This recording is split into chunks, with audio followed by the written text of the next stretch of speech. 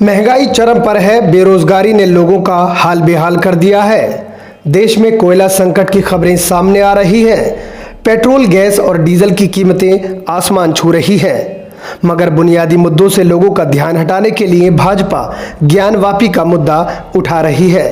भाजपा कार्यकर्ता अपनी पार्टी के हेड कैलेंडर पर काम करते हैं। दरअसल ये बयान यूपी के पूर्व सीएम और सपा अध्यक्ष अखिलेश यादव का है। अखिलेश यादव ने कहा कि महंगाई चरम पर है, लेकिन भाजपा के इशारे पर ज्ञानवापी का मुद्दा गरमाकर हिंदू मुस्लिम में नफरत फैलाई जा रही है। उन्होंने कहा कि सबसे बड़ी अदालत ने पुराने मामले पर रोक लगाई थी, बावजूद इसके ज्ञानवापी प्रकरण लाया गया। के रहे पूर्व विधायक श्याम बहादुर, उनकी माताजी के निधन के बाद उनके घर में कार्यक्रम था, उसमें शामिल होने आया था। उसके बाद मुझे कई अपने समाजवादी साथियों से मिलने का मौका मिला। आज मैं जहाँ यहाँ पे हूँ आमेर, इनके घर भी आने का मौका मिला मुझे। आजमगढ़ समाजवादियों का और यहाँ की जनता के बीच का हमेशा एक मजबूत संबंध रहा है और आजमगढ़ की जनता ने मुझे भी चुन करके भेजा। आजमगढ़ से समाजवादियों का बहुत गहरा रिश्ता है। आने वाले समय में भी आजमगढ़ की जनता समाजवादियों के साथ ही रहेगी। ज्ञानवापी मस्जिद का और इस तरह के घटनाक्रम भारतीय जनता पार्टी जानबूझ करके करती है। इतना ही नहीं, अखिलेश यादव बोले कि डीजल और पेट्रोल का भाव बढ़ गया है। भाजपा चाहती है कि इन मुद्दों पर कोई चर्चा ना हो, इसलिए वह इस तरह के मामले को उठाते रहते हैं।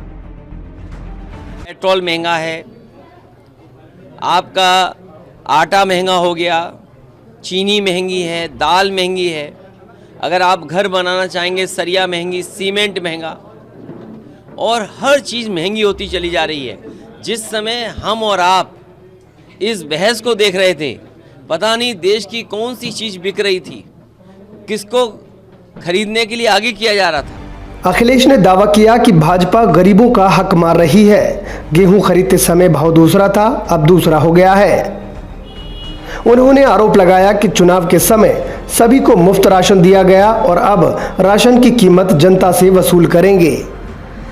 अखिलेश यादव यहीं नहीं रुके, बल्कि उन्होंने कहा कि भाजपा के पास नफरत का कैलेंडर है।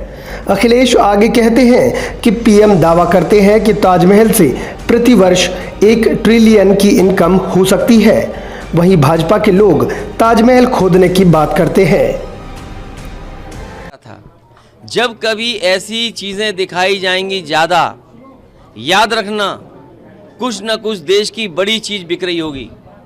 और मुझे तो ये लगता है कि जो नारा भारतीय जनता पार्टी देती है कि वह एक देश में एक ही राशन हो, 1 नेशन 1 राशन, कहीं ऐसा तो नहीं कि इन घटनाओं को आगे कर करके 1 नेशन 1 उद्योगपति की कोई नीति पे काम कर रही हो भारतीय जनता पार्टी, कि एक देश एक व्यापारी, एक देश एक ही उद्योगपति, ये दिखा करके कहीं ऐसा तो नहीं देश की बहुत सारी संपत्तियां बिक रही हों या किसी के हाथ में जा रही हों चीज़ें।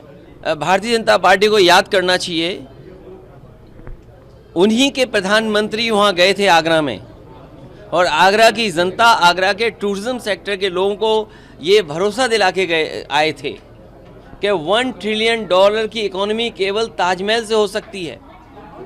अगर उनके प्रधानमंत्री ये बात कहते हों कि $1 ट्रिलियन की इकोनॉमी हो सकती है केवल ताजमहल से, और उन्हीं के इंडिविजुअल मित्र क्या चाहते हैं, उन्हीं के इंडिविजुअल कार्यकर्ता क्या चाहते हैं, नफरत, क्योंकि उन्हें आने वाले चुनाव को लड़ना है, महंगाई बेरोजगारी का जवाब नहीं देना है। उनके पास बाकायदा इसी तरह का हेट कैलेंडर बना रखा होगा, नफरत का कैलेंडर बना रखा होगा, और जब तक चुनाव नहीं होगा इसी तरह हेट कैलेंडर पे ये लोग बात करते रहेंगे। उनके घर में जाऊंगा। एक सवाल पर अखिलेश यादव ने कहा कि सपा पूरी तरह आजम खान के साथ है। उनके पक्ष में अगर राहत देने वाला कोई उपाय है तो बताएं, हम उसे भी करने के लिए तैयार हैं। समाजवादी पार्टी और हम सब उनके साथ हैं। जो भी मदद हो सकती है वो हम लोग मदद। गौरतलब है कि अखिलेश यादव दीदारगंज क्षेत्र के गद्दोपुर गांव निवासी पूर्व मंत्री राम आसरे विश्वकर्मा के घर उनकी पत्नी को श्रद्धांजलि देने आजमगढ़ पहुंचे थे। Bureau report, time 24 news. Channel को सब्सक्राइब करें और हाँ, बेल आइकन दबाना बिल्कुल ना भूलें।